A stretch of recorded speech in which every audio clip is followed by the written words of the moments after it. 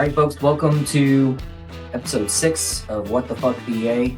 I'm Albert Winks, veteran money strategist. I'll have Tim and Cliff introduce themselves here shortly. But this is our 6th Friday episode of doing this. We call it the Fireside Friday Chat. And last week was a good one with two guys who knew each other from 3rd grade on. So those guys, it was weird. I usually am interviewing people and I was just sitting there listening to these guys the whole time. So I felt like I was just, fly on the wall in their conversation, but it really worked out nicely. But so I, like Tim Pool, I self-sponsor. And so I'm going to throw a couple things at you. That number one thing is your money. So I am the Fulfilled Veteran Project, the veteran money strategist. You're worth, every veteran out there is worth between $3 and $5 million in your lifetime that you don't know about because Uncle Sam doesn't want you to know about it, but I do. So make sure that you follow up with go to my website, find out more. I host events, that sort of thing. So, but I am the best in the world. Worked with now over 3,000 clients, and even at the minimum of 3,000 clients at 3 million, that's over now $10 billion that we've helped deliver. So $10 billion in 5 years. So just saying, I know what the hell I'm doing. A couple other things we want to talk about too. I'm happy to announce this, that I may have to walk in to get this visible for you, but I've got a book series that's starting, and this is the first of several books that's coming out. So as you can tell, it's the first 5 fucks that veterans need to give. And a lot of them are F words. So it's like finances, family, faith, things like that. Definitely one of the very first ones is very fast. You need to focus on yourself, your finances, because once that money is off the table, Uncle Sam doesn't put it back in your pocket. That is the disgusting truth about it. That's why my podcast is called What the Fuck VA. If the government wanted to help you, they would. If they wanted to pay you, they would, but they don't. So you're worth millions of dollars, and that's why that book is coming out first. So just want to let you know that's coming. So a couple of things that we're doing. One of our big pushes for 2024. 2023 was a tremendous year, and 2024 is going to be even better year because a main focus of us is to have more joint ventures and partnerships. So if you're a profit, a nonprofit, if you're on a board or committee or something, that you want to get involved with, not only veterans, but red blood Americans doing good things, please let me know about it. We host twice a month, we host a mixer where we get together with veterans at all levels, and you never know what somebody knows and who they know. So we have a mixer and talk about what is it we're all aiming for. And I've got clients around the world, but most of these people are going to be in the States.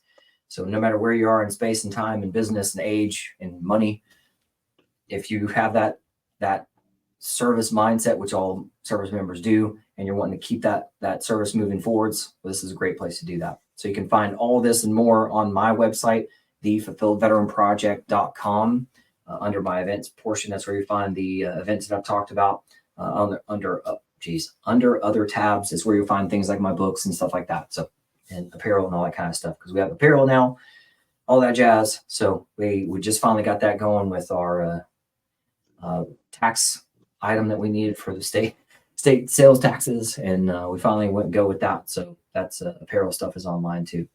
We're doing all kinds of other things, but you get to know me more as we chat with Tim and Cliff today. But let me turn it over to you guys. Have you introduce yourself? Let's see. Tim was in the room first, I think. Yeah, right. So, and he came in with coffee in his hand. So, Tim, our way. Who are you? Who were you? Who are you now? And what's going on? I'm a retired Air Force vet. Started out my career in '83 as a second lieutenant. Got to go to Grand Forks Air Force Base, which it was a good trip actually, because I just grew up in Fargo, about 70 miles south. So it wasn't such a bad deal for me. Anyways, 9 years on active duty. Finished that up by flying on the E3 AWACS. Got to participate in all the Middle East fun back then. Thing called Desert Storm, Desert Shield, Desert Calm, Desert Fuck, whatever the hell it was. We were there. Got out of that. Was a police officer for 4 years, and then a reserve unit started up flying the E3 and offered me a job. And because I had a kid at the time, I'd probably see her more by going back in the military. I did that. So I was offered a full-time position, what they call an ART, Air Force Reserve Technician, which is a a cool gig because you get a civil service retirement and a military retirement. So I finished up the last 19 years of that, served 28 years, and now I'm not doing a damn thing but listening to you and fighting with the freaking worthless shit VA. Isn't this a great platform for that, huh? It's a great, I've learned a lot from you, brother. And No, I that's good spread the shit. word, and I'm not just saying that because you're standing in front of me, but Appreciate it. things are going in the right direction. Just a quick snapshot of where I am from working with you. Filed the ITF in November of 22. Got all my shit through, again, your recommendation, x-rays and all that shit, done on September of 23. Just finished up about a month ago with the VA analysis and all that shit. So now I'm just waiting for page one, because at the exit in the 2014, although I claimed a couple of things, the only thing I got was a typical thing you get when you're around jets and you fly, tinnitus. So I'm only at 10%, but we'll see what happens here in the next month or two. More. That's what's going to happen. More. Exactly right, brother. And then we're going to go from there to more and more and more. Amen. Because like you say, and I spot on and buy in, it's a baseball game. I think I'm half with tinnitus.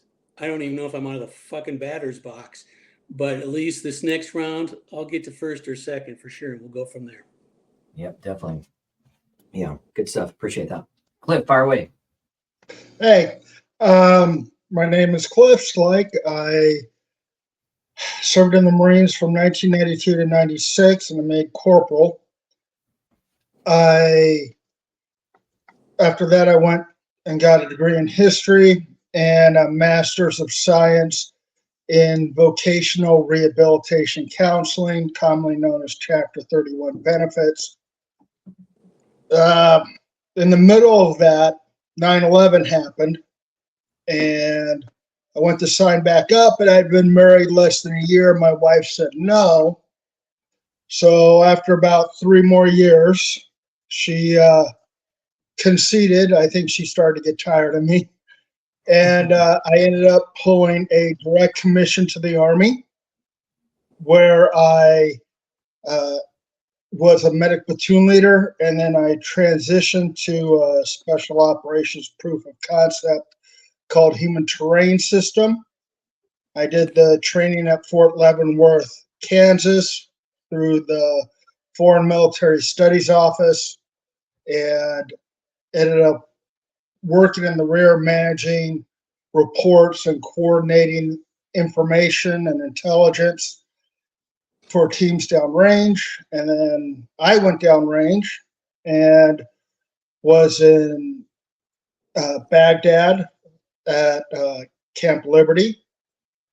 I ended up running the team and was hurting country because literally a new guy driving an MRAP screwed up.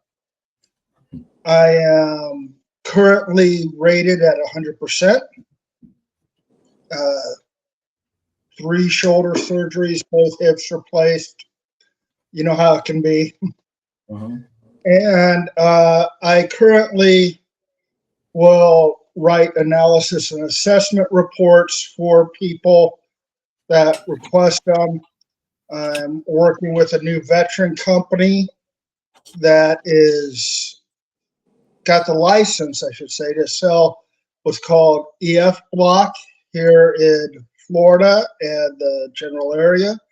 It is a new building and construction material that is hurricane and fire resistant. Wow.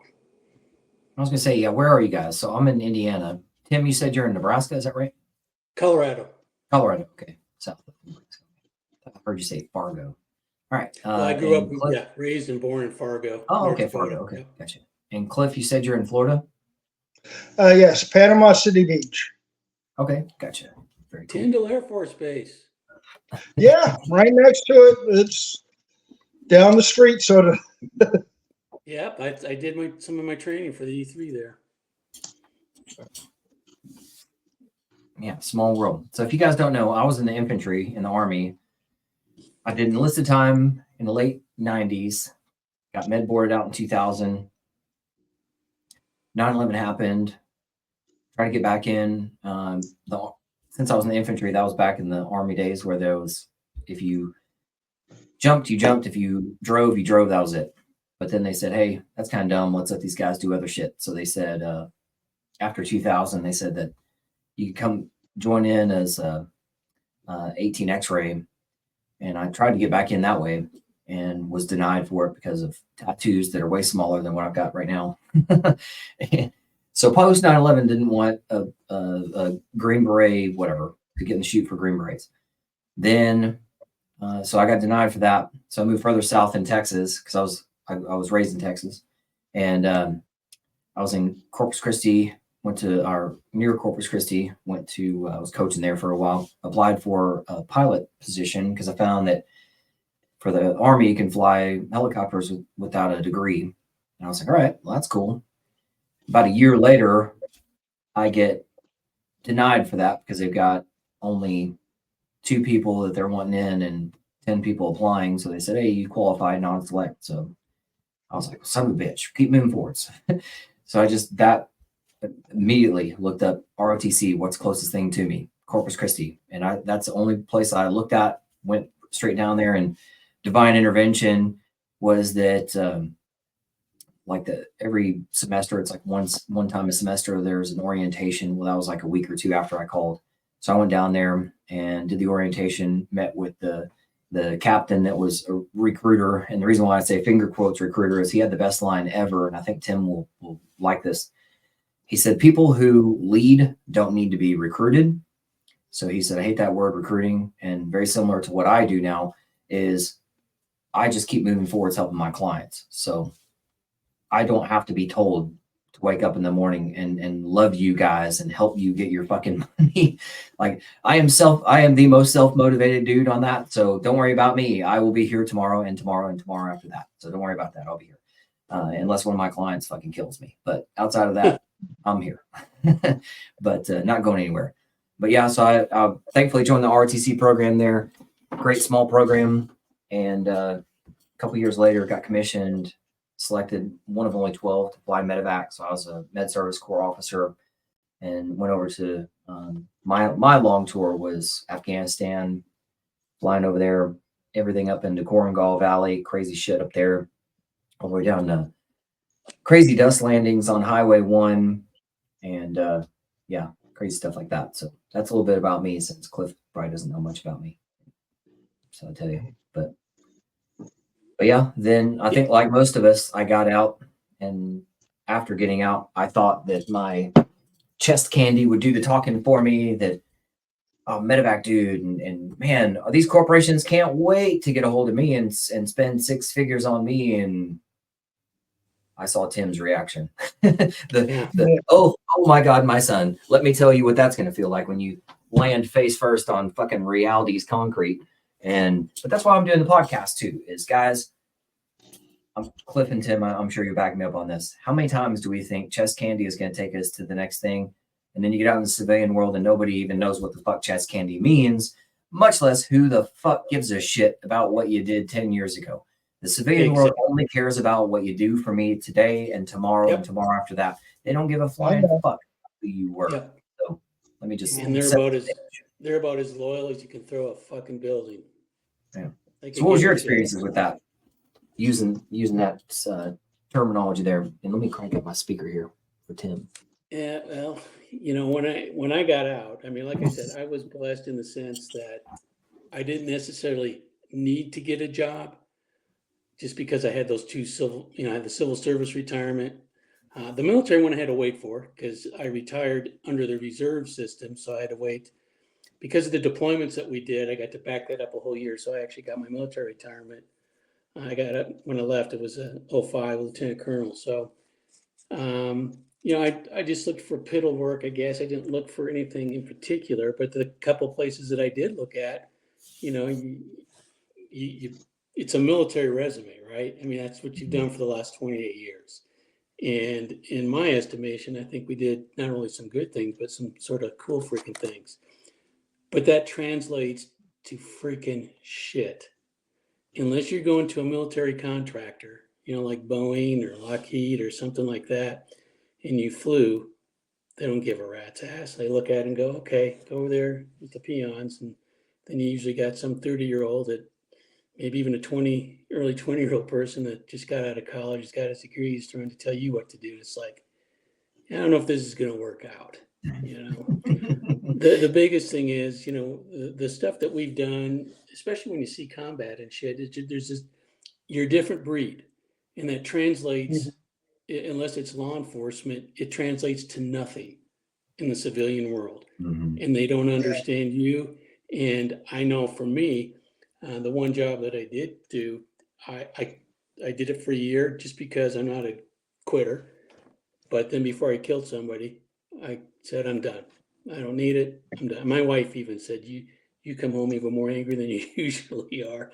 You need to quit that job. So I did. But the adjustment for me from leaving the military was, it's still an ongoing process, even though I retired in 2014, just because there's nothing out there in the civilian sector that had what we had. So rather than transition, it's more of a transformation, right? You're just transforming from I was in uniform to now I'm just moving forwards into the next echelon of my life, and yeah. Cliff, fire away. Well, and on top of that, we've all had security clearances, and that's supposedly the big thing of getting you into jobs and positions, whether it's in the government, civil service, or Tim said with Lockheed and Boeing. But what they do oftentimes, I found, is that you did the job at one security clearance level, and then they post the same jobs, but they up it to a much higher level, like with polygraph and everything else. So you end up getting screwed over. Even though you have the work experience and you know how to do the job, you just got sidelined. Yep. Benched. And I'm 43. Tim, how old are you? I'm 65. Okay. Cliff? And I'm 52. Okay. You guys are young. I know. Right? White hair would argue otherwise. Hey, I got my whites right here. That's good stuff. Yeah. Well, this is why we're doing the podcast too, is to make sure that the people who were in essence wanting to help is younger Tim, younger Cliff, right? Younger Albert. I wish I could have gone back and just shaken the shit out of myself, going, okay, pride aside, all this flying crap you just did in Afghanistan, nobody's going to give a fuck about it. So I was making, as a pilot, as a Captain 03E, I was getting paid right at $100,000 in the Army. Yep. And then as I'm transitioning out, which I moved here to Indianapolis, they said, hey, you can either go back to combat, come back, get out like 90 days later, or go to somewhere else, some training unit and be a unicorn and work your fucking ass off and then get out, or go to abundant Indianapolis and where you've never been before and work at a reserve unit and do your last time there. And I was like, yeah, let me just get out the closest metropolitan place. Because I didn't want to take away from this Texas job. They said, hey, you'll be a commander, you'll get Mike model qualified, all this kind of crap. So I said, no, I'm not gonna take that opportunity from somebody else. I appreciate it, but I'm out the door. So give me the Indiana. So I spent 2.5 years here, and I wish that the people around me would have cared maybe more. It's one of those things, I think all of you would agree, that it's the natural progression of a veteran who's doing, I would say, at least a decade of service. You're going to go get shit kicked in your face. Then you're going to go to maybe combat or whatever, then come back and be a teacher somewhere or something like that. Go to the schoolhouse, and then you may go back out to the field again or something like that. And then you get out. So my point to anybody is, feel free to be fucking selfish. Feel free to be fucking selfish. I think the reserve guys really nailed down with like having other opportunities that fulfill them better. It's like, hey, I'm a firefighter or policeman or real estate or something. So like, if it's something inside of you, start getting that shit pulled out. Because what I tell my clients now is, start an LLC. You are your own brand, whether that's coffee, t-shirts, whatever the fuck it is, baseball caps, consulting. I don't give a shit. Whatever's in you is an ecosystem for yourself, for you from God, in my mind. And that's what you're supposed to be doing. So go get an LLC and start making money off of that shit. That way you have options, and that's gonna stack up good things next to you and behind you, so that people go, wow, Tim's 65, but man, he did all these great things. And he's still doing great things. I'm gonna pay him big bucks to do even more good things. Well, on top of that, you mentioned to our younger selves, I would say, speaking to a young person that is coming in or someone who's only been in a short time, I would say find one of those MOSs that does transfer directly into civilian employment. And because there's programs like, say, machinist or welder. If you document what you do for work during the time in, then submit it to Department of Labor, you can be certified as a journeyman. And you start out ahead of the game. Most people don't know that anymore. And a young E4 who's been welding for 4 years, especially on aircraft, they're getting a pretty dang good job afterwards. Yeah. But people forget about that. And people who are in forget to do it. So when they get out, they have no documentation supporting their claims. You make a great point, Cliff. I mean, to find a MOS that translates to something on the outside. You know, I was sort of blessed in the Air Force in the sense that most of my bosses, you know, they weren't necessarily, what's a good word? As cynical as a lot of us have become, but they were realistic, and they just said, hey, here's the deal. You know, when you're in, we would like you to stay, you know, for a career, but there's lots of guys that it wasn't their cup of tea and they bolted. But for the guys that stayed in, I think, you know, the message, at least I got in the Air Force, was use and abuse the military like they use and abuse you, i.e., get them to pay for as much education as you can. You know, if you want a master's, get a master's. You know, if you want to get a PhD, you know, depending on what, like you said, Cliff, what makes you happy. I mean, money's a good thing, but if you're out there busting your ass and you dread going to work every day, you know, I may have a little, I mean, there's a lot of things about the military that I loved. I mean, I think we all probably have a calling, a chip in us that we all like to do certain things. But I think the camaraderie is the biggest common factor. Yes, 100%. 100%. You can't see that in the civilian sector. At least I never did. And that's why it's in my book too, of focus on yourself fast. Yeah. And most of us can drink from a fire hose. I mean, we're just built different, like Tim said. And I get it that maybe you're getting out from Japan and you're moving back to Nebraska or whatever. Fine, but lean on people who know better. And that's why we're doing the podcast too, to go, hey, we know better, and we'll help guide you through that, mentor you through that and all that kind of stuff, and guide you in the right direction. And that, yeah, you do need to have, like Cliff mentioned, you have to have your teammates. You're going to go from being in the service and no shit, shitting, showering, and shaving next to, and sleeping, and many other S words, I'm sure, next to people 24/7. And then all of a sudden you're going to be out, and then the silence is going to just grab hold of you and deafen you. And you're just in your head and you're rattled, and you go from completely surrounded 24/7 to being alone. And that is one word we want to get away from. alone very quickly And is alone. yeah, You feel and alone. I was going to say, I think younger veterans are not utilizing things like the VFW or American Legion. That's an automatic network for you.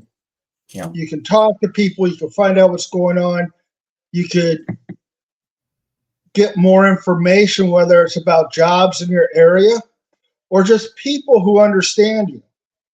And the importance of that cannot be overstated.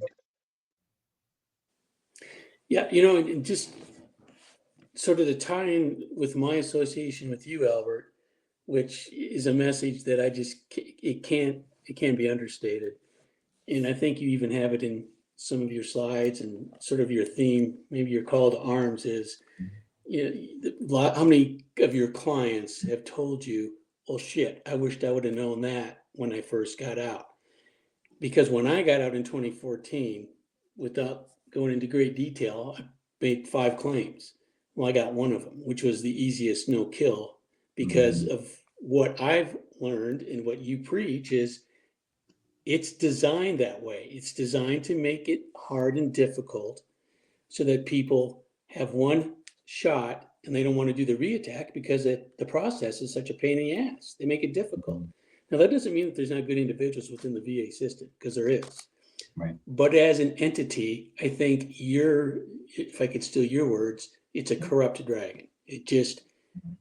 They're not there to help anybody, period. So No, and the gross negligence and mistakes that happen at VA medical side are testament to them. Yep. And the difficulty of just getting into these programs, and then they throw all these rules at you, but don't tell you the exceptions to those rules. Well, that would be helping you, Cliff. That's not what they're about. No. They're not there to be useful. They're just there to take in a check. Now, I have run into some veterans who work for the VA who genuinely try to make a difference. And I got to take my hat off to them, since they're pushing a boulder up the hill. They sure are. But I think those are the unicorns we need to look for and work with and move forward from there. Another thing that you talked about, the younger vets. And again, it doesn't go, like you said, Albert, it doesn't matter if you serve 5, 10, 15, it doesn't matter.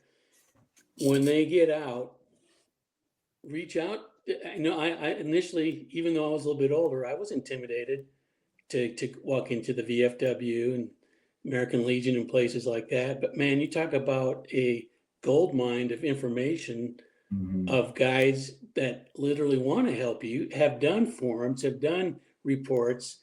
So like you told me, Albert, that's where I tapped in, and the guy helped me write up a pretty good report. So there's a lot of stuff out there that, you're a little bit hesitant, you're a 40, maybe 45-year-old gal coming out of the military, and you know that there's the old crusties usually, and you're intimidated. It's like, I don't know, I might not fit in. It's like, F that, get your asses in there. You're a vet too, go in there.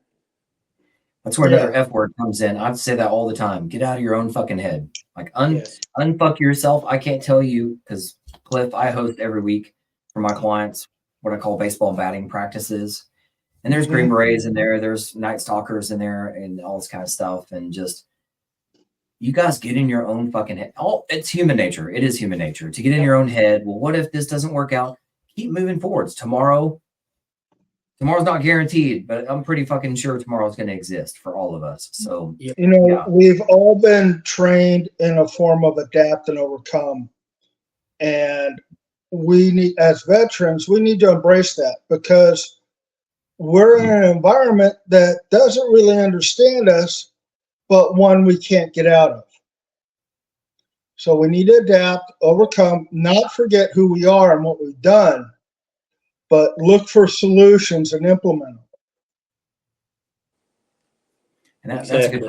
that's a good personality trait too. The guys that I interviewed last week, they're in IT, and we talked a lot about this too, that you can be as smart as a whip or be able to fly or whatever, but you have to be able to communicate and be able to either one, be a good teammate and know, all right, Cliff, our mission is we're going to go help somebody and I need you to drive the truck. And he goes, okay, great.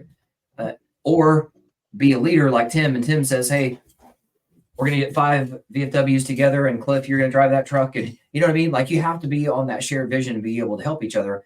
And to me, 2 words are always key: trust and performance. The more you perform, the better off trust is. If you're only performing, if you're a high caliber performer, but nobody trusts you, you're miserable and you're making everybody else miserable too.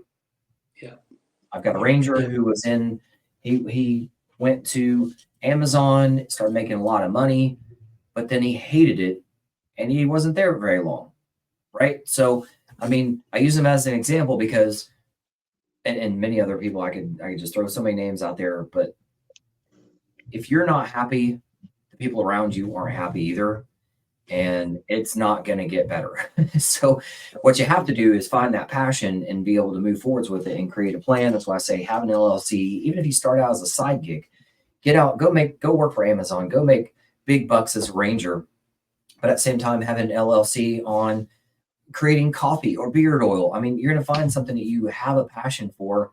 And how many times do you see people, and Tim's shaking his head big time because he knows this too. How many times do you see people going, fuck, man, I wish I would have done that. I wish I would have only gone to the apex of that journey and then said, fuck it, and moved on to some other apex and then said, fuck it. Because I've experienced a lot of things. My parents used to make fun of me. Well, you ride motorcycles and ride horses and you go to, you're in college, you went to EMT school, you went to flights to, like, I learned a lot. I've got a lot of, nobody gives a shit about titles after my name, but I have been a lot of fucking places and seen a lot of things.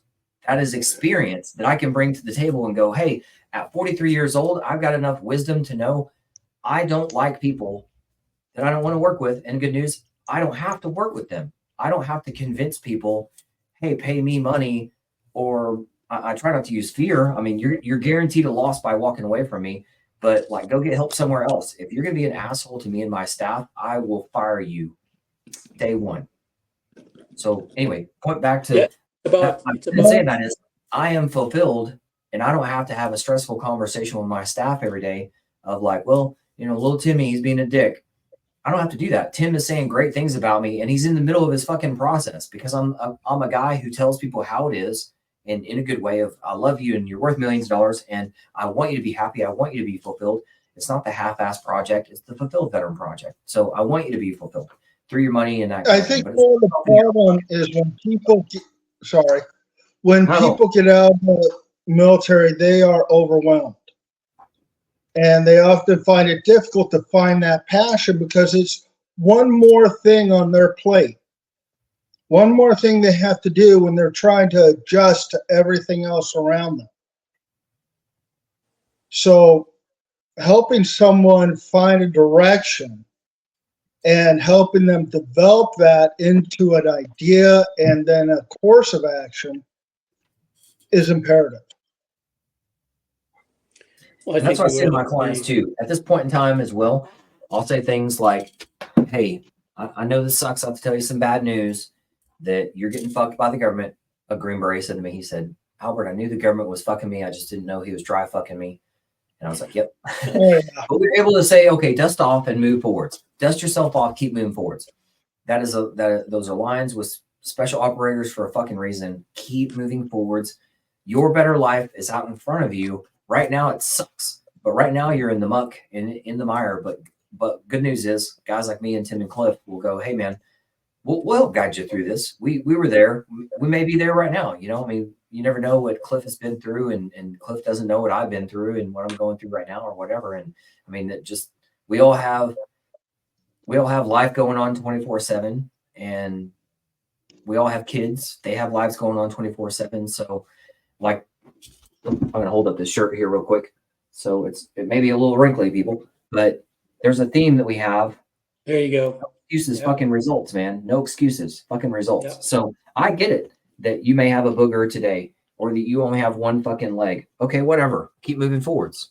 If you have the ability to keep moving forwards, keep fucking moving forwards. And if you don't, have somebody roll your ass. Because I'm telling you, when I wore that shirt at a race that I ran a couple of weeks ago, there was a dad pushing his kid. And this dad, he's old now, and you can YouTube him and find him. But this dad does Ironmans. You guys probably know who I'm talking about because he's that fucking famous, and he is legit pushing his kid. His kid is now probably fucking Cliff's age or something. I don't know. I think he's older than I am. And the dad is older than fucking Tim is. It's insane. No, there's no such thing as older than Tim. Now this guy is, and this guy's doing Ironmans, pushing his damn kid. It's insane. Doesn't his son have cerebral palsy? Yeah, so he's pushing him in the little bike. I had no idea who was going to be there, but I was like clapping him on. All right, Dad, good job, Dad, because that's what fucking dads do. And thank goodness my son was running the race with me, and I was like, you need to look him up. Look him up. That's awesome. Yeah, talk about motivation, right? Yeah, man. And that's just why is that dad doing that? Because he wants to spend time with his kid. So let guys go on a journey with me. What happens? If you like fishing with your kids and then you go get a job that isn't fishing and you're working your ass off in a cubicle, getting paid maybe great money, but then you are hating fucking life because it's not about the money, you'll realize that. And then you go, wow, I just wanted to spend time with my kids going fishing. Well, you were already doing that before. So you're going to get into the mode of like yesterday, I went with my daughter because she just came up to me and said, hey, Dad, can we have some daddy-daughter time? Yep. And I was like, fuck yeah, man. Hey, I'm taking one kid out of 5 and we're going to go eat together. And that's what we did. Like I think it was the guy who played Batman, one of the Batmans, Michael Keaton, said, you'll never regret spending time with your kids. Right. Well, that's what we talk about, tactical plans. We talk about strategic plans, short-term, long-term, all that stuff. But it all ties in together what we were talking about earlier. And I think it's hard for any of us to be selfish just because of what we've done. But at the same time, you can be selfish in the sense of setting you up for exactly what you just said, Albert. And that's, you want to be able to be in a position to go, hey, guess what? I'm going to do X today because I can. Mm-hmm. And by doing this, things like getting as many opportunities through the military. I'm going to bring Tim back in. I mean, you got to build. I've always looked at it. If the more you fill your toolbox with different experiences, different education, different jobs, you have what's called options. And whether you were a flyer or not, you always like to have options. You know, you fly into the valley of death, you want more than one option out, right? Because so if you fill your toolbox up with life experiences, when it comes time to like, you know what, I don't so much dig working at Amazon. I think I want to do X. Well, guess what? What'd you do to help yourself to that point, right? I mean, that's the selfish part. You have to set yourself up for success in whatever it is. Whether it's money, whether it's a job that you like, that you make okay money, whether it's fighting with the VA to get what we should be getting. I mean, there's all sorts of different things out there, but well, you got to take. I do sort of disagree a little bit. And I don't think it's selfish to hold the VA accountable to what they're supposed to be doing. Well, I agree. Holding them accountable. Yeah. I meant that's not attacking the VA. The VA that's not being selfish. Because my point is, it's a Jerry Maguire thing, Cliff. Show me the fucking money because we've earned it and deserve it. Oh yeah. And just the government is amazed that there's a map, but they won't give it to you. And yeah, that's why we have to have veteran service organizations. That's why Albert has to be here doing these things. Correct. Because veterans need to step up learn the system, and help other veterans navigate it. Correct. And it shouldn't be like that, but it is. Right. Yep. 100% agree, Cliff. Just to give folks clarity too, there are great people in bad systems. There are, Yes. like a Navy SEAL said, the best people in the world are Navy SEALs. The worst people in the world are Navy SEALs. So I think all of us have stood side by side with people who are dog shit, and you're like, how are you a doctor? Exactly. Yeah, do no harm. that's Like what? But some people just they're evil. If I said good and evil, they're evil, and they're there for their own fucking power. And anyway, that's it. But they're just punching the clock, getting the paycheck, and looking forward towards retirement. yeah, And if you find as we discussed earlier, if you find yourself in that situation, you're in the wrong situation. yeah, that's why I call it like you guys will get a kick out of this. So I talk about this with my clients and staff and kids that there's two types of people out there. Now you need these ecosystems. You need this in an ecosystem, but you have bees and you have flies. So bees, they are communal. They have a job. They're centrally located. They stay within their pattern, and they do good things. And they've only got one stinger, so they choose their battles, right? They know that, hey, I'm going to give my life for the benefit of others. I'm not just going to go sting somebody just for the fuck of it. So flies, on the other hand, although well needed, all they do is eat shit for 6 weeks and die.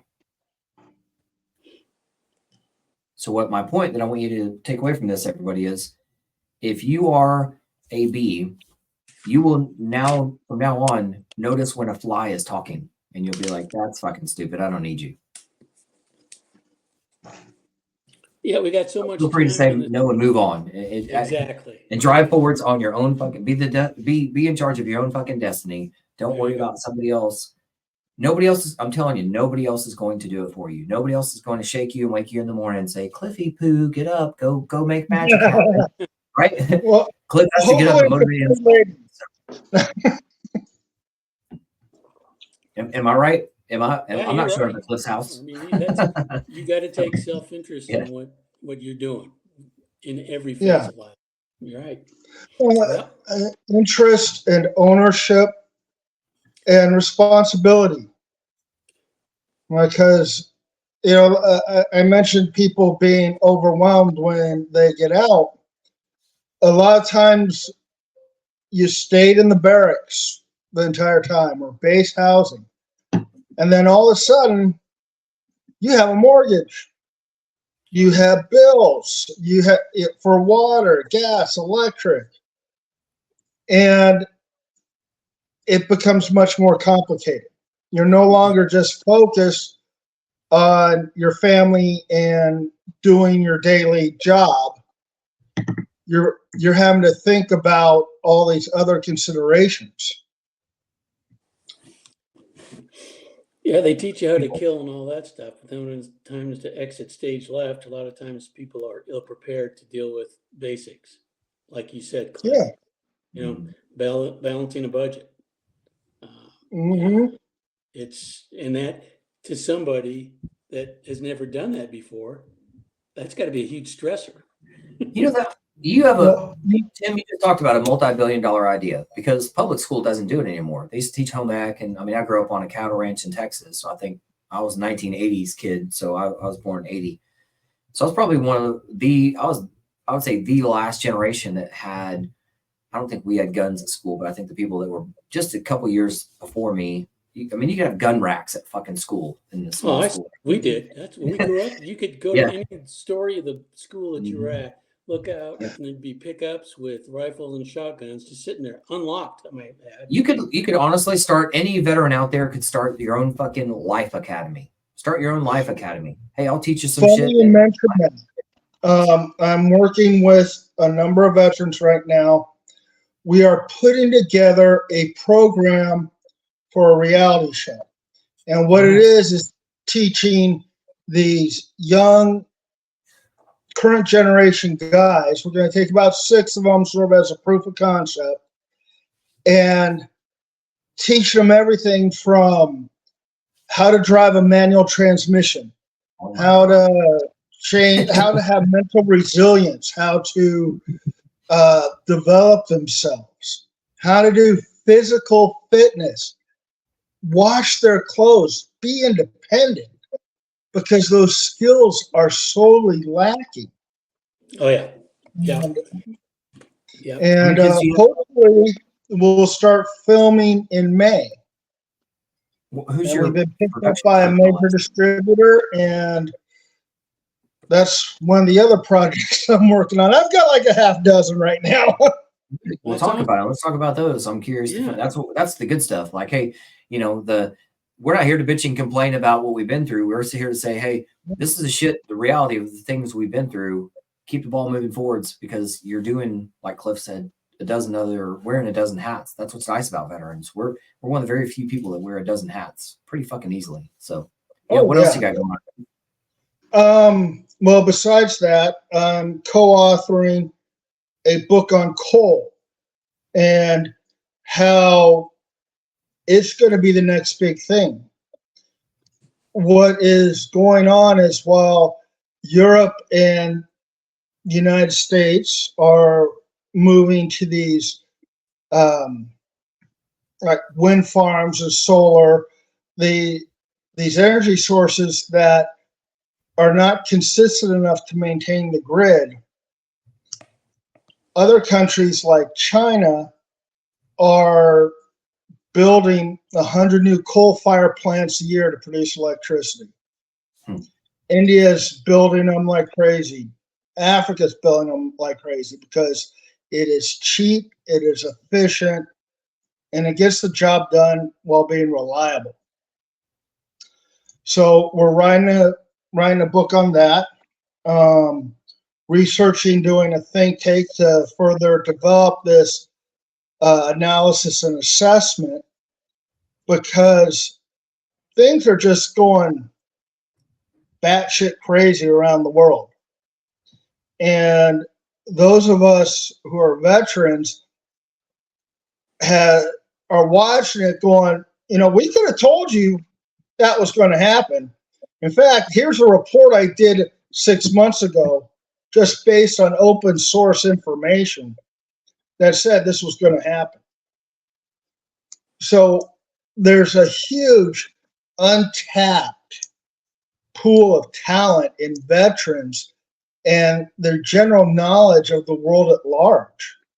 I mean, how many guys who are 22, 23, 24 can say, hey, I spent a year living in Japan. I spent a year in Germany. I've gone to Honduras, or I've gone to Luxembourg, and all these other places, and getting a different perspective that the average population doesn't have. That is valuable. Yep. What else you have going on? Let's see. I'm looking at my dry erase board here. I have to keep a dry erase board going, so I keep updating myself. I got mine around the corner right there. The training background content. The coal. I'm going to be doing more research and development on that environmentally friendly block that I mentioned as a new construction material, so we can find different ways to implement it. Because, here in Florida, a hurricane comes in and you see mass destruction. You look at Okinawa, Japan, who goes through class 5 typhoons and has no problem whatsoever. They aren't rebuilding. There's a lesson to be learned there. And it's looking at what works and applying it here. There's a lot of examples out there worldwide of people doing smart things that we're ignoring. And we as veterans can understand it because we have more of a cultural experience, more of a cultural understanding. I think something you're talking about too, to our world. So President Trump said that he wants to build more cities in the U.S. So like a super smart mega city. Like how cool would that be for putting veterans to work and using their mind, body, and soul and spirit of service to get those sorts of things going with the new, like you said, coal. It's gonna take, you got to run on something. It's not gonna run on fucking stupid shit that they're trying to push us now. Electric crap. Yeah, I'm trying to bite my tongue right now. I think that would be interesting because you're going to have to not just develop the infrastructure, but the regional supports of food production, water, electricity, all that. And a lot of states are completely mismanaging those right now. So it's also going to need rail lines. It's going to need airports to be an actual development and not just a flash in the pan. I think it's such a cool idea. He says, set the stage. Federal government owns a lot of land. Yes, they own the vast majority of the land in the western United States. So we could have a massive upgrowth of not just service members, but I think people in service. You know, you got faith service, police, firefighters, all that kind of stuff. You can't be everything. So us gunfighters, gunslingers, we do our thing, and then you guys do your thing, but we can do that thing together in a massive city. So like, I think, I'm curious, like, where does that take us in the future of what's our country look like 5-10 years from now with either, how far does it go before us veterans go, okay, fuck you, that's enough. You're making me be violent. Or can we do this earlier and be more attractive? Like what my guy last week said, be the salt and the light. So light is obviously be good, but being the salt is it annoys people. It's abrasive. And do we as veterans sit back knowing that we've got the capabilities to shoot, move, and communicate way faster and way more violently than anybody else knows? Or do we do it the nice way and go, okay, let's be the light and let's create new cities in places. So which way do we take that? Do we pull people, or do we get pushed so far that we have to fucking respond with violence? Well, you talk to the veterans community, and the vast majority of them seem to be disgusted the way the government has been moving. Was it this week or in the last 2 weeks, the president, with all due respect to him, decided to ignore the Supreme Court ruling on his program to absolve student loan debt. Mm-hmm. Now, that is not the actions of an elected leader. That's the actions of a dictator. Yep. To ignore the other parts of the government that are supposed to be equally imbalanced. I think what's going to happen is it's going to depend a lot on this election. And if we start shifting more towards the Constitution, we're going to be okay. But the farther we deviate from it, the farther we go away from what we have sworn to uphold, then I see an increased likelihood of people becoming more outraged to that point of violence. Because people, even, the 80s generation, even the 90s generation, they don't recognize the country that they grew up in. And they're seeing a lot more restrictions on life, liberty, and a difficulty in finding happiness.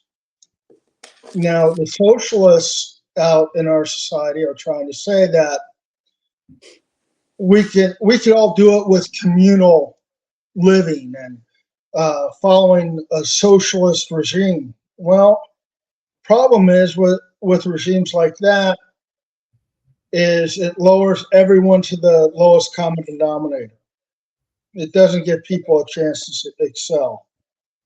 And you have to give even more power to the government, who has proven repeatedly that they don't know their ass from a hole in the ground. So I think the elections for the next, not just this election, but I'd say the next 20 to 30 years are all going to be tipping points one way or another. Tim, what do you think? You don't know what I don't know if you want to know what I think, Albert. Oh, I fuck got yeah. something- You're on here for a reason. It's called What the Fuck VA for a reason. It's on Rumble for a reason. We're not here to play nice. Here's what I think. I think you can break it down into something you alluded to earlier. Okay. I'm not going to be ashamed of my faith. I'm practicing Catholic, but it all comes to good and evil, right? And right now, the country is being run by a bunch of fucking evil people that only care about one thing: power.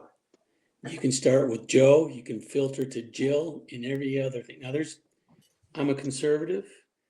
I'm really leaning about registering as an independent just for the mere fact a lot of the Republicans have disappointed me and become rhinos and whatnot.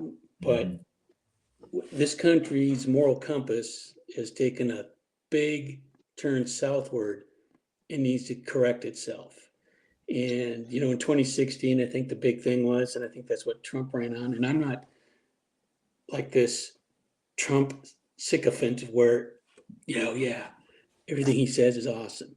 But a friend of mine that I listen to, and I say friend, I mean, I pay for a subscription, Bill O'Reilly. Oh, yeah.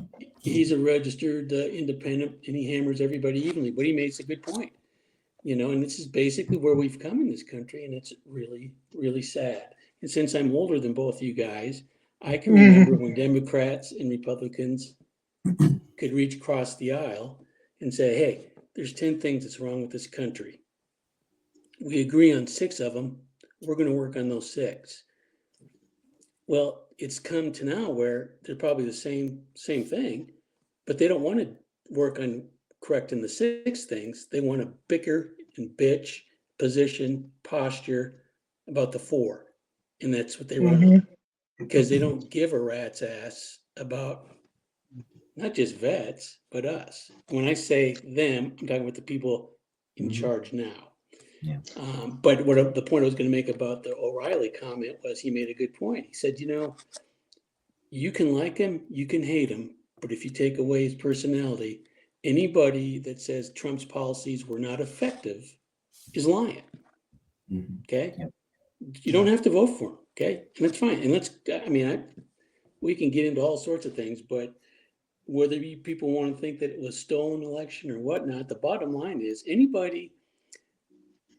I think Trump was not reelected legally or illegally. It wasn't because people wanted Biden.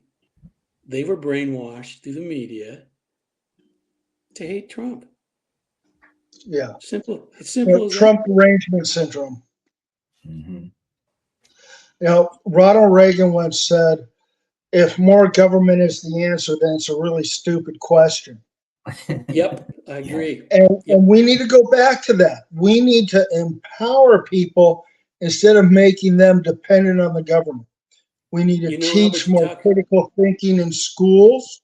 Correct. We need to go back to the basics of the military and stop depending on all this high tech.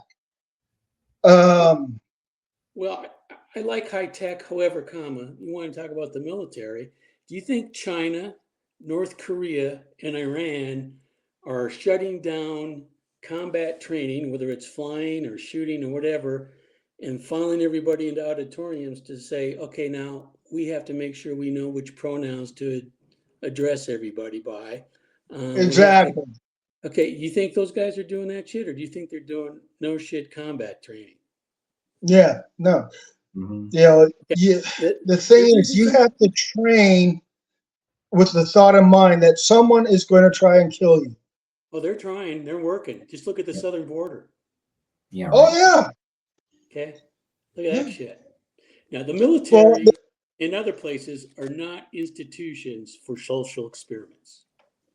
Period. And, you mentioned the southern border. Even the news is covering up a lot of the stuff. And what I'm going to say now is open source. But for a long time, Hezbollah has been working with the cartels. And we don't do anything about it. I like Trump solutions for the border. It's called drones. Start taking out some drones. cartels. I like alligators.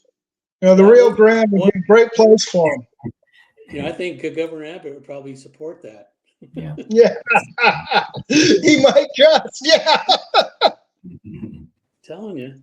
Well, we talked. You earlier talked about a life academy, Albert, which is sort of again, not a good thing, not a bad thing. But I'm older than you guys, and I remember being taught civics, just basic civic courses in grade school and high school.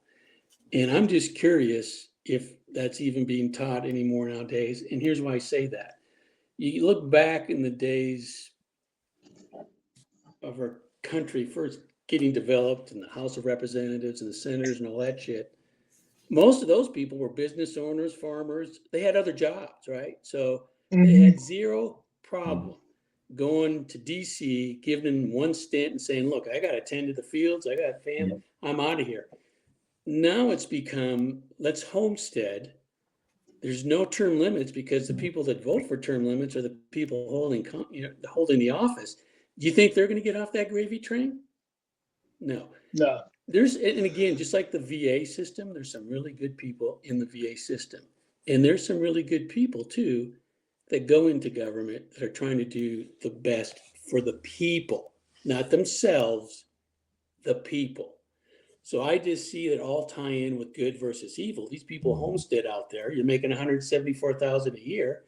They do 1 or 2 terms, maybe longer, but anyhow, they retire. They get full medical benefits for life, and they're millionaires. How the hell does that happen? And I bet their medical care is not at the VA. Well, there's the other thing. I saw this article. You guys, I don't know if you saw it either, but where Sleepy Joe wants to, or he did tap into the VA funding and budget so that illegal immigrants can get medical care. Worse than that, the claims have been handled by the VA for these medical cares. See, that's just fucked up. Yeah. You know what? I think what we've gotten away from is a strict interpretation of the Constitution. Yes. Because the more interpretations there are to the fundamental laws of the country, the more discord we're going to have. Not discord, disagreements. Discord could be it too, but if you don't take the Constitution as literal, then no one's on the same page. Correct. And you don't have equality under the law.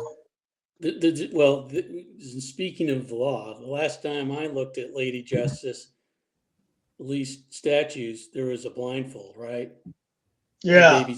That baby's been pulled down. Mm-hmm. The thing that just irks the shit out of me is how hatred overcomes common sense in the sense of, again, Trump. I'm just going to use one case, although we could use others. Mm-hmm. So this real estate civil case thing where the judge basically condemned him before the thing even started. You go back to civics, just basic law and all that stuff. When I was a cop for 4 years, it's like, if there's a crime, there's usually a victim, right? Mm-hmm. Mm-hmm. Who's the victim on that? Yeah. It's a common practice. It's a common practice for real estate investors and developers to overstate their property value because really it's what they feel the value is. Because, correct. Yeah. And for tax purposes, the counties are the ones that determines that value there. But in reality, things don't sell for that value. It's often higher, can be lower. Exactly. He did nothing wrong other than other people that have done. I guess my bigger point goes back to Lady Justice, right? Mm-hmm. We're using the judicial system to go after our opponents. Okay. And that's what countries like Russia do. that, well, I want to go back to my history classes to the middle 30s with Hitler. Okay. Yeah. And I equate the mainstream media, the papers mostly, to the propaganda days of Goebbels. You know, we have TV now, we have computers, we got our iPhones, our iPads, all that shit. Back then, all they had was radio waves, but those sons of bitches overtook the radio waves 24/7. Jewish Yeah, if people. you only have one message then that people hear, then that's what they're going to believe. Exactly. And the neutrality of the media is a thing of the past. Right. Journalism is dead. Because all they're doing is reading talking points. And it's, you know, a couple of years ago, someone said that to me, and I went, yeah, I don't, you're probably right, but I don't want to believe it. So, because I'm retired and because I do have some time, other than my grandkids, which you guys will find out about someday, I'd sit there and flip through all the channels going, well, son of a bitch. CBS, NBC, ABC, MSNBC, CNN. You could put a blindfold on and listen to the message. It's the same freaking message. Yeah. It's just like, okay. And when they make a mistake, they don't do retractions anymore. There's no mistakes. Yeah. Which I think is just funny about history repeating itself. You know, all these knuckleheads that people that they're trying to say that, well, Russia's going to be involved in this election and Trump's working with the Russians again. It's like, how many times people in America are getting fed up. They're starting to read through all this bullshit, you know? Well, you know, it's funny. They said that Trump was working with the Russians when it has been proven that it was the Russians who duped the Democrats with the Steele dossier. And Trump had, up to that point, had the toughest sanctions on Russia since the Cold War. And he even blocked the Nord Stream 2 pipeline from getting done. Now, when our current president came into power, he lifted a lot of those sanctions. Yep. Which empowered Russia to go, hey, this guy isn't that weak. Heck, they've had a psychological profile on Biden since he first went into politics in the 70s. So they know what he's going to do before he does. Yep. If he's even doing. I was going to say, all the wrong things. Check. Yeah. No shit. And this has led to the coordination of enemy states that wish to see us harm and see harm to our allies. China, North Korea, Iran, Russia. They're no longer afraid of the United States. They were afraid under Trump. They wanted to talk under Trump. Now they're not talking. And exactly. So play a game with me. Let's say we've got the globe out, or let's say a map that's flat so we can move pieces around. And flat Earth? But it's just flat map. So if you made this a game, and let's say America is a castle, and it has walls and portcullis and all this kind of stuff, and the veterans are the people who are standing in the gate, right? Or the ones that are standing watch. What point do we become the failure? Is my question too. What point do those of us who know better, because there's be, know, and do, right? So if we know better and we're not saying something or doing something about it, when is it our fault? When does it go too far to where we're like, oh shit, now we got to try to sweep this mess up? We've already lost $85 billion worth of our shit in Afghanistan. We've got leaders who don't fucking lead, and there's no accountability. So me and you guys, we know, not think, oh, my thoughts are no. We know that the border should not be wide fucking ass open. We know that there are bad people coming in to hurt us. We know that. We're not guessing it. We know that. We know that we're armed right now to prevent that and do something about it. Like going back to kids. I've got 5 kids. If my kid runs out in the street and I see it, I spank her butt because it's like, hey, you shouldn't have gone. How many times have I told you you're 7 years old? You know, that kind of stuff. So like, Yep. when do we take control and ownership of the thing that we have control and ownership of? Because if we're going biblical here of God, man, and other things, it doesn't say God, some government in there, man, lesbians, the news. It doesn't say anything about that. It says God, man. So if we are the fucking sword and shield, and we're not acting like it, 1, when do we act like it? Or 2, when does it get going too far to where we didn't do our job and we're part of the fucking problem?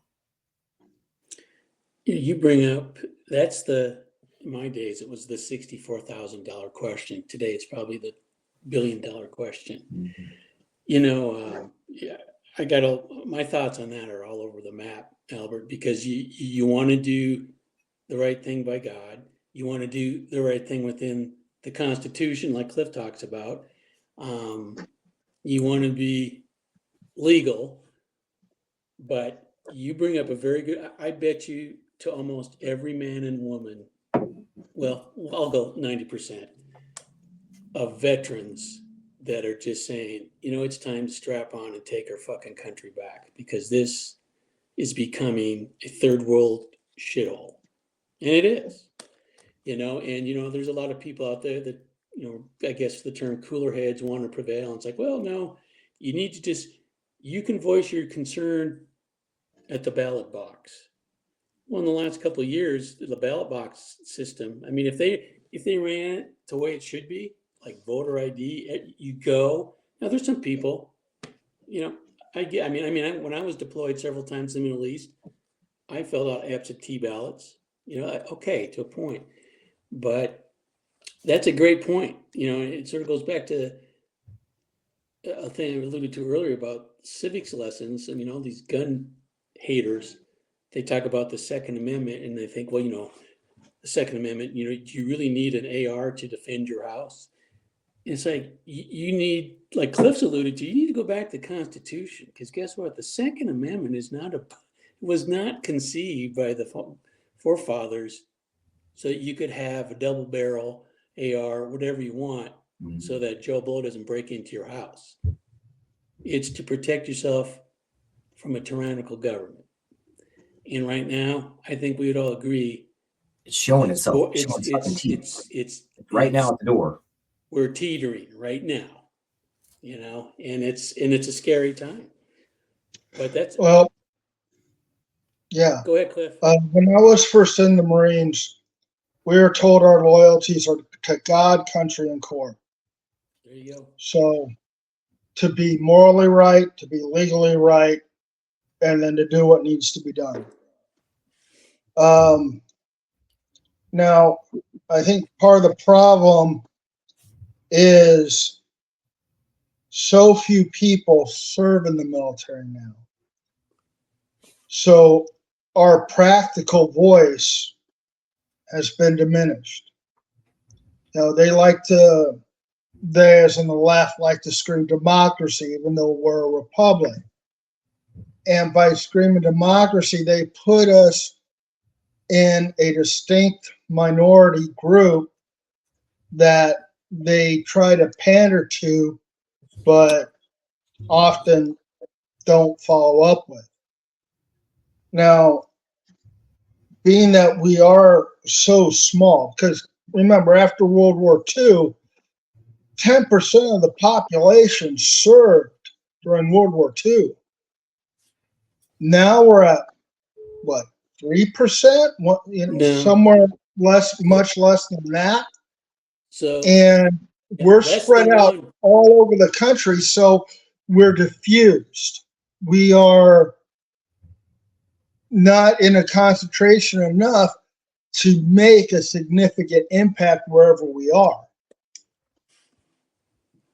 I will say we're motivated though. Like, I'll give you an We example. are Let me motivated. take big and let me turn it small. If somebody were knocking at Tim's door right now, like let's say Tim had his little camera on for his door or something, and he goes, "Oh shit, there's a guy in a hood stepping up to my door in 3-2 foots up, and he's ready to kick that door." Like Tim's gonna go, "Bye, y'all," and he's gonna go strap on and fucking boom, boom, boom, right, Tim? Same thing for Cliff, right? If there's, or even may not be a bad guy, it could be a grizzly bear, it could be a coyote. I mean, it could be something weird. Yeah. Hey, there's a car wreck or my neighbor's house is on fire. Us veterans will jump into action quickly because that's what we do. We are biblically good people. We are the sword, we're the shield. We're going to jump into action and do that. And that's who we are. But but that's what's happening to our country, and we're watching it happen. So, but we're motivated. So if I think it's showing right now that in Texas, the border, that although the DC is playing cutesy time of let's see if we can outflank them with this. Other red states are going, yeah, but no. And the other states are sending their people down to help out. And also that anytime that there's, I haven't seen the latest news, maybe you guys can fill me in on it, but anytime there's razor wire cut down, which I've not heard of, the plan is put the razor wire right back fucking up. So, and we can play that game all day. So, and I mean, Tim was talking about the lawsuit on Trump out of New York, and I don't know if you guys heard this, but the judge said $100 million or whatever more in fines, but then these other motivated truckers were saying, you know what? Fuck you. We're not going to New York City. We'll go to New York State. We'll go to Jersey. We'll take food and supplies elsewhere. But here's the thing. This goes back to Dan Bongino talks about this all the time in his podcast about the what they call it, like the jail theory of the reason why people in jail don't get out of jail is even though they can overwhelm the masses, they don't, because they don't trust each other.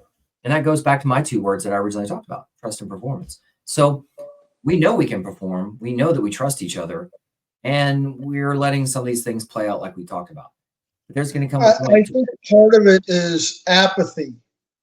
You know, going back to veterans just being overwhelmed and then trying to get through the day to day. Their focus is on their family, as it should be. However, we neglect to understand that the best protection of the family is having a good government. And in having a good government, I mean, one that is as small as possible while still meeting its obligations. We don't need a bloated government. We don't need a whole Department of Education. The states can handle that. You know, in the service, we learn to handle things at the lowest level possible. Mm-hmm. And that needs to be transitioned into everyday life in the entire country, not just for veterans. I'm going to run with that topic that you just said, because the lowest level, and that's why I say be an entrepreneur, because you're problem solving at micro local level, your own front door, your own kitchen table, your own passion for making hats or beard oils or whatever. And you may be creating, like the soap that I use is from somehow Ireland, but somehow it comes through Nashville or something. So it's like, hey, this guy makes good, awesome soap, and I've completely pivoted to using his soap. Awesome. I like it. The guy says it's natural stuff, and there's a bunch of nasty stuff out there from the government trying to kill us and in the water and everything that we touch and all that, everything that we wear and everything that we hear and see. And I mean, I'm just starting with small moves in my own house of changing the dish soap around, changing the water filters around, changing, you know, all that kind of crap that, like, you know, and doing the podcast again to connect us, because although we may be spread out, like Cliff said, we are motivated and we are connectable. So it's like, if Albert needs beard oil, who's he going to go look for? You know, somebody that's worth shit and not just. So then It may be worth The Nashville. solution for that would be communication amongst veterans and a united effort. And that could be through the veteran service organizations, whether it's DAV, American Legion, Foreign Legion, heck, even Wounded Warrior. Communicate with each other, support each other, and develop from there. Make it a group success like we did when we were in platoons. Well, that's why we're doing that too with the partnerships, the sign I was holding up earlier. That's why 2024, because I've proven myself to do what I do. Other entities have proven what they do. And now we're partnering with a bunch of other people to do a lot more and be able to, like Cliff was saying, to be able to shoot, move, communicate more clearly, faster. See how the Tim, strength in numbers, right, brother? Yeah. I mean, it's strength in numbers. It's funny because one of the things that either you or Cliff were talking about that hit home was, how we can organize, how we can think for ourselves. You solve problems at the lowest level. You go into the civilian world, and I don't know if you saw this. I saw it. It was like watching a monkey fuck a football. It's like the solution is right in front of you. Why? But they had to sit there and have a little discussion here, a little discussion there. And I guess maybe a lot of us, you don't have the time, and a lot of times when you're in combat, you don't have the luxury to sit there and dilly-dally about, well, how about that? You basically, your mission plan with some, alternatives, options A, B, C, D, and then you just go from there. And then sometimes when freaking D goes to shit because you just, whatever the scenario is, then you got to come up with you got to act on your feet to make it work, right? Yeah. I wish, it's sad because what Cliff was talking about too, I agree with, is, using veterans, but the part of it, the way the country's being run right now is, do you think this current administration gives a rat's ass what a veteran has to say? No. And it's, they would. you had to have seen this because I saw this a lot. The evil orange-haired guy made a very good point about when he was bashing generals. He said, what this country needs is more generals like Patton who aren't political and don't give a shit. They just care about winning the fucking war, right? And I can't tell you how many guys I came across 06 and 07s. The only thing they really gave a shit about was making the next star, right? Yeah. And then then they're looking at that cushy job in DC, the contractor's job that once they get done, or and I'm sorry, we're supposed to respect, but the last guy, Millie, that guy was a complete joke. Oh yeah. I was gonna say, but you got to earn respect, and like I said earlier, if you trust in performance, and if it's only performance, and you are a 4-star general with a SF on you, but yet you're dog shit, well then you're dog shit.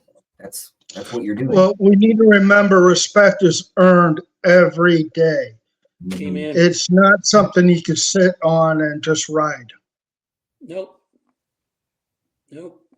I agree with you, Cliff. I mean, that's just, we were talking about that while you were out. Just that you earn it. Okay, it's not given to you; you earn it. And I don't give a shit if you're the Joint Chiefs of Staffs or whatever. I mean, you earn it. And we need to move back, military-wise, move back to the meritocracy. Along what you're saying, did you earn that rank? Did you show you could do the next level of responsibility? That seems to be going away in favor of what's politically correct or what is perceived to be social justice, or as you mentioned, a social experiment. And we need to get back to basics. Yep. How about this lovely term DEI? Yeah. Well, yeah, we'll circle back to that one. But that's why in my book series that the first book is about doing things fast for yourself, get those $5. My second book in the series is about yourself. You got to figure yourself out quickly. Third book is about teams. So that's what you guys were just talking about. So small teams do great things. So Yep. I believe that everything should be, I'm going to call it for profit. There shouldn't be nonprofits out there. There can be churches and stuff like that. But my point, my reason in saying that is going back to small government. If I don't, like, I'll give you an example. I had a woman come into a meeting of mine, and Cliff, you don't know me well, so I own a for-profit. Okay. So in order for me to survive and have almost 10 staffers, they've got their kids and all that kind of stuff, I have to perform. And I do. And so this woman who worked for the VA, she interrupted one of my meetings last week, and I didn't notice it because I'm just talking and I'm briefing these people. It's my once a month money briefing that every veteran's worth $3 to $5 million in their lifetime. And I'm just briefing and I don't even pay attention to the chat. And she's writing in all caps, like, you're a liar and all this kind of stuff. And she works at the VA. Well, the thing is, within 30 seconds of nobody even responding to her, she ruined her own accountability or credibility. She said that she was one of the best and she had high performance and all this kind of stuff. And she kept throwing out all these terms change. Terms change. All right. So she's throwing out all these terms. Doesn't mean that I'm familiar with them or that I'm supposed to be familiar with them. I don't represent my clients. I'm not a representative. I say that very clearly. 10 minutes into my briefing, she's already writing messages that, do you know about this? Do you know about that? And when she's telling my clients or prospective clients what to do in my meeting, like, you should go talk to VFW, Legion, whatever. She's telling other people what to do, but she's calling me a liar in my own meeting. And then I didn't know that. My ladies are looking around left and right, but you could tell that a lot of people are on their phones and they don't see the chat if they're on their phone. So what's funny about that too is that when I didn't kick her out, one of my staffers did, but I'd already said, okay, briefing's over. I'm going to turn this over to you guys for questions. And she didn't ask any questions. She was still on screen, on picture, didn't ask me any questions. When I turned it over to the room to ask questions, other people were asking great questions. I couldn't tell that the chat had gone shitty because she was the only one putting anything in there. And I guess nobody else saw it because everybody else in the room was asking great questions of why and what and how do we do that and what's going to happen and all that stuff compliantly. And only after the meeting did my staff go, hey, that lady is a fucking piece of work, man. So here's what's weird. Someone like her is happy to get paid whatever, $50,000 a year from being a senior person in the VA. Maybe more than that. I don't know. But I'm guessing she's getting paid $50,000 a year. Well, she gets paid that to probably close to 90 to help veterans, but she's not helping veterans. She, in her own fucking, if I showed you the pictures of the chat, you'd go, wow, that lady ruined her own fucking reputation. Nobody's going to go to her. If I showed that to Cliff may be like, hey, there's good people in bad systems. But Cliff's going to go, well, I'm not going to talk to that lady because she's fucked up. If she's, I don't call her ballsy, but if she's stupid enough to get into a meeting of somebody who's trying to help veterans, and she's 10 minutes in cussing and saying all this kind of crap and saying that she's somehow better than whatever. Because when I talk, I'm about the veteran. I'm not about myself. I'm like, hey, I'm the delivery mechanism, but I'm just a messenger. And I'm tough enough to say that I do good things. I'm here. I'll be here tomorrow. I have a question, Albert. Yes. Were you ever able to ascertain, did she ever serve? I didn't even get that far because I would have asked that question too. Only veterans understand veterans. Fair statement. I'm going to go out on a limb and I'm going to say, I bet you she didn't. Number one. Number two, I bet you, just like the lovely news stations I alluded to, she's got a talking sheets, right? When they train them, this is what you're going to do. Do not go outside that purview. Do not go outside the box. This is the rules. This is what you need to be preaching. Yeah, I got zero time for those people. Guys, go with me on this. So she said something about chemicals. So I talked about environmental exposures in my briefing, and this is something nobody knows about, environmental exposures. I'm not talking PACT Act. I'm not talking burn pits. I'm talking environmental exposures. So Gotcha. Tim, Cliff, and I both served a lot of time around a lot of different things. Could have been water here, could have been a physical location, Japan or whatever.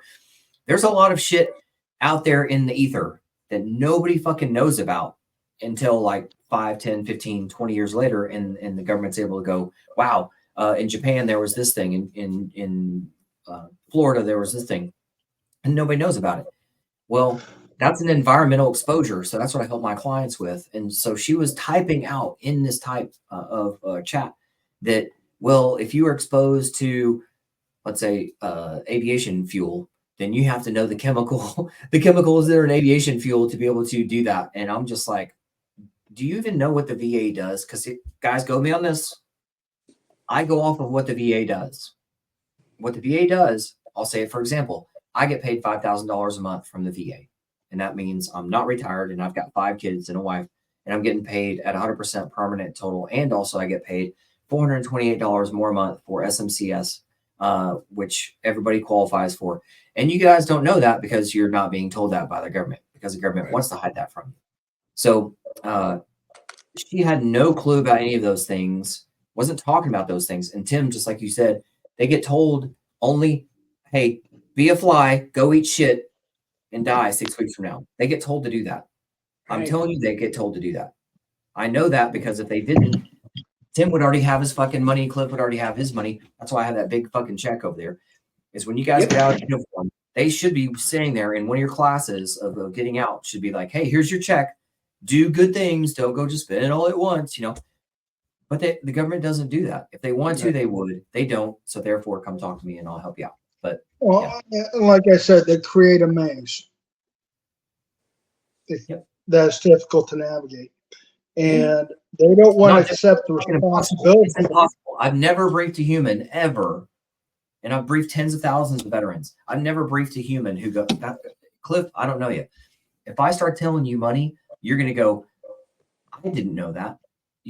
I'm going to take you past a point that what you know about the gate. The gate is you're 100% like I am. That's the gate of the VA.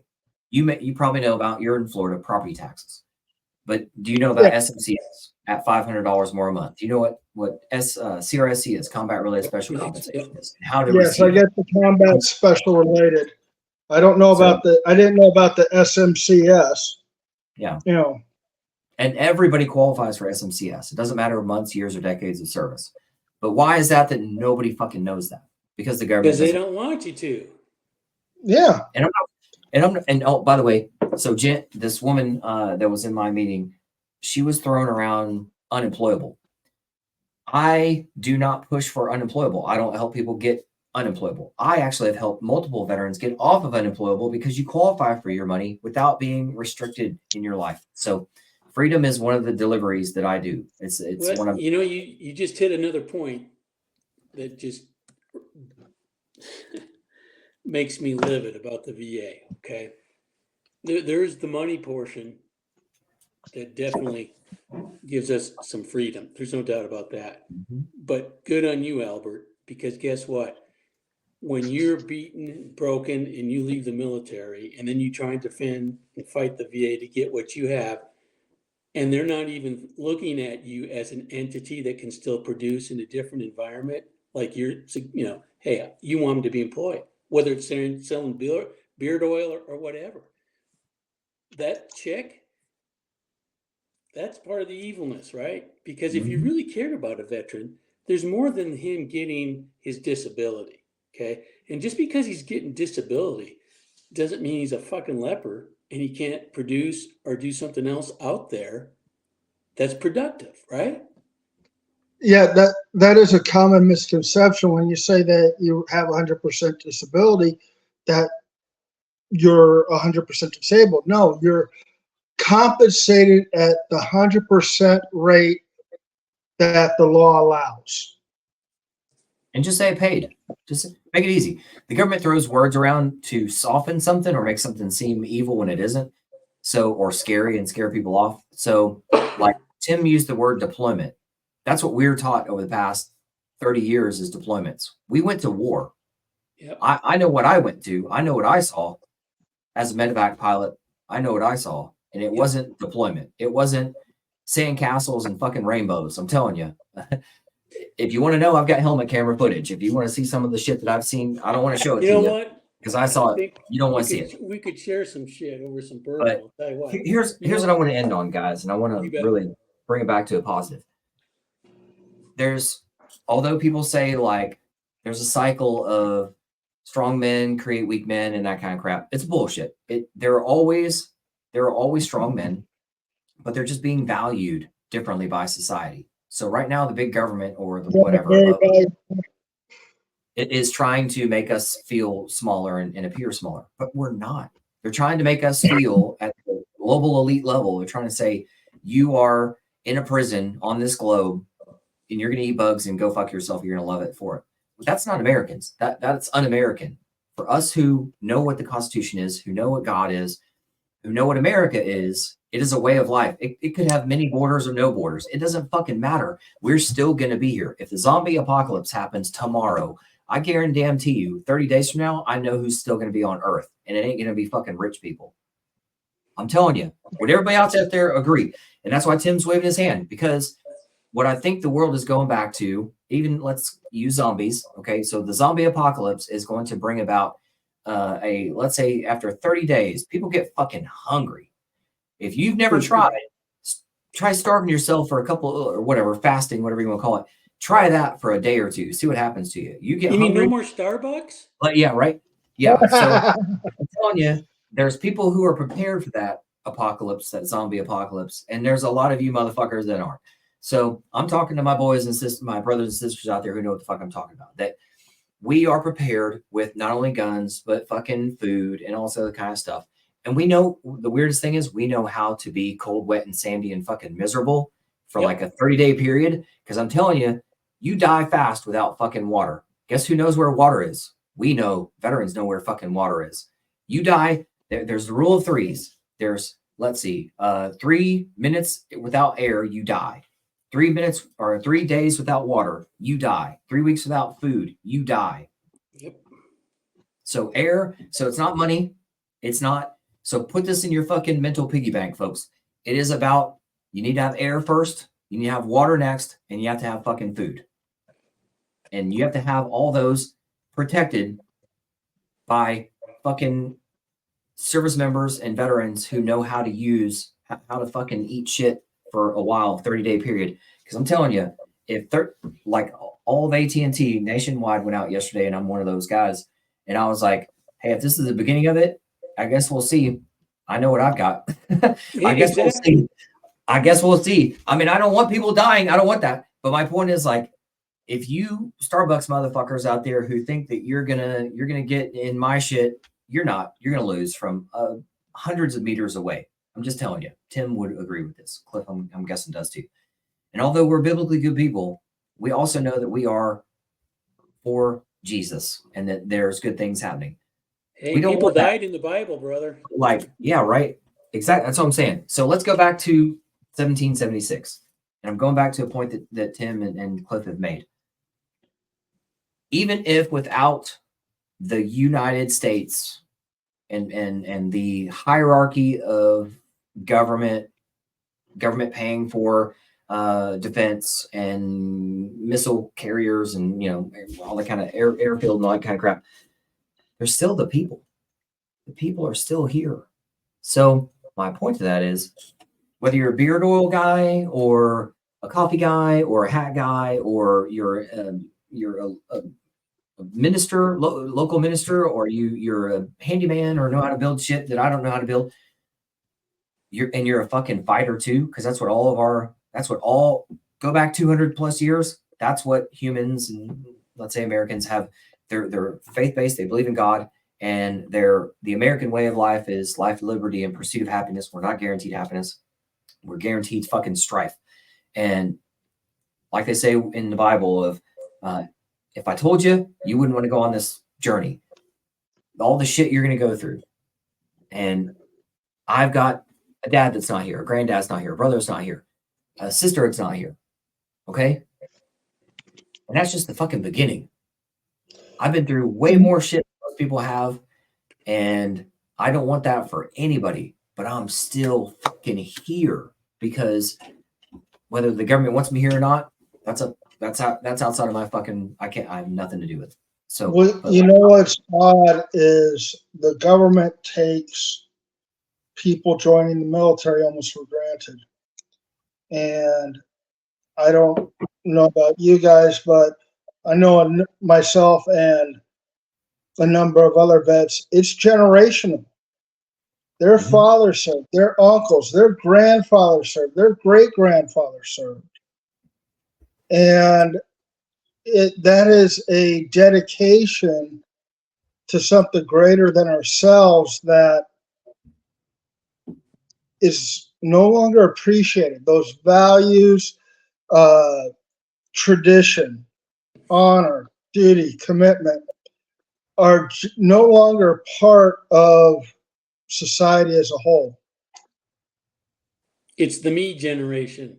But that's also small G government. That's not big G God. You know what I mean? Like, yeah, God knows us, we know us. So, and I appreciate you guys and gals that are out there watching this. And I know that I value you, and you value you, and you value me, and we value each other. And I'm telling you, again, zombie apocalypse happens 30 days later. We're gonna be like, all right, you know, maybe there's only 1 million people on Earth. We'll find each other. We know where to be. We know where we're gonna go to water. We're gonna go to lush areas, and we're gonna fucking recon. We're gonna we're gonna rally point at that place, and we're gonna know how to grow beards out and play with gunpowder and blow shit up and shoot people from a long way off and fly things. We are well equipped. We are well equipped. So we can take this whole Earth, even if the worst happens, and we only have 1 million people, and they're fucking badasses like us 3 on the call right now. We could repopulate the Earth real fucking fast with badasses without fucking weirdo elites, and those dudes are gonna starve in the first couple of days. So, amen. They will. That's the way my zombie apocalypse works in my short story movies or whatever the fuck you want to call it. But all right, guys, we're almost at 2 hour mark. Any final thoughts? Well, I'm going to make a plug for you just because you've helped me and you continue to help me. And I would recommend to anybody that's tuning into this that has been fucked by or in the process of being fucked by the VA. It doesn't matter what level you're at, just got out in the middle of looking at getting out, hook up with Albert. Watch it, go to YouTube, look at his videos, learn. I mean, it's all about learning. Okay. And I don't give a shit. I'm 65 and I'm still learning shit. And, like I said earlier, I wished I would have known some of this shit, 10 years ago, because I'd have a couple mil in my pocket right now. And that's okay. But I've made the choice to go. So you got great poop. Everybody needs to go in there and research and jump on board because it's there. And I'm waiting to give you a call and go, hey, motherfucker, guess who's at 100% now? Yeah. Yeah. Albert, I would like to speak with you further about the special monthly compensation pay and the dual pay, because you do your 20 years and then you try to file for both VA and retirement, and you only end up getting one. Right. And it's really hard to navigate. Yep. And all retired folks, even medically retired, qualify for CRSC, which is combat related special compensation. And that I got that one lined up. You do get, and it's paid, that one's paid on a percentage. So I just want to make sure. That's what I do with all my folks is go, okay, are you getting paid to the maximum of all your money that you've earned? That's it. So, but Cliff, you can jump on my calendar through, it's called the phase 2 consult call. So anybody out there can probably, like Tim said, take the slow route. Like Cliff is getting to know me, so he's getting to trust me more and that sort of thing, but he's getting educated on it. But take the slow route. I will even, I don't want to say kick you off my calendar, but we've set up on purpose multiple layers. I'm not here to sell it to you. I'm here to tell you what you qualify for. If you want to work with somebody else, give it a try. You'll find out. Hopefully you just say, Albert, I'm going to work with you and somebody else at the same time. And then you're going to go, you know what? You can't ride 2 horses. Albert, I'm going to work with you because you're the one that actually does it the right way. Because the unfortunate reality is I'm the only one doing it at this level. I'm the only one that can say in less than 5 years, delivering to 3,000 plus of the best and brightest and deadliest humans on Earth. They're $3+ million, over $10 billion delivered. I'm the only one saying it because I'm the only motherfucker able to. So just saying. But yeah, Cliff, jump on my calendar through my website. And everybody else, just like Tim said, learn, take your time, but don't take too much fucking time. Be selfish, jump on my calendar. Would you plug your website here so I can write it down? Yeah, so you've seen it the whole time. thefulfilledveteranproject.com. There you go. You got great videos. And the nice thing about the videos and in your presentations, you can stop it, take a piss, come back, or look at it. And I always take notes. I've just been a note taker from day one. So that shit, like I said, I've learned effing tons. You know, because I've been taking notes throughout this whole conversation, going, okay, I need to go back to that point. That's something I need to address. I need to just make sure this is correct. Yeah, definitely. And on my YouTube channel, and I do have little clips and stuff of different money that what does SMCS mean, what's CRSC mean, that sort of thing, and what's the difference between 70 and 100, and I've never done anything, or what if I've never applied, or what if I've been denied in the past. And in short, it doesn't matter. Keep moving forwards. The VA says, in order, or any government is going to say, your big ass check is over there. It's compliant paperwork. That's all it is. It's, if I were just to say it's a note from your doctor that the VA wants, well, then we'll get that fucking note from your doctor in the way that the VA wants it and requires it. That's good, clear, crisp communication. That just reminded me of something. Mm-hmm. You know, you have veterans that are pretty banged up, and they put in for SSDI. Mm-hmm. The Social Security Administration has a different standard than what the VA does. So you're more likely to get turned down by them. And then if you wait until your conditions get worse and apply again, and you haven't been working, you won't have the work credits to qualify for the additional help. So you're like triple and quadruple fucked, right? So that's why time is the exactly. Fast is the big one. Fast, do things fast. So, like we always say in the military, slow is smooth, smooth is fast. This is to standard, not to time. So some people move quicker than others. You know, some people have to get their ass kicked like Tim did for years before he found me. But then Tim's going to shout from the rooftops, hey, 20-year-olds, hey, 30-year-olds, go find Albert. He's going to get you squared away now, and he'll be happy. Like, I will send, no, not send, because I've been to Indy. My kid went to school at Butler.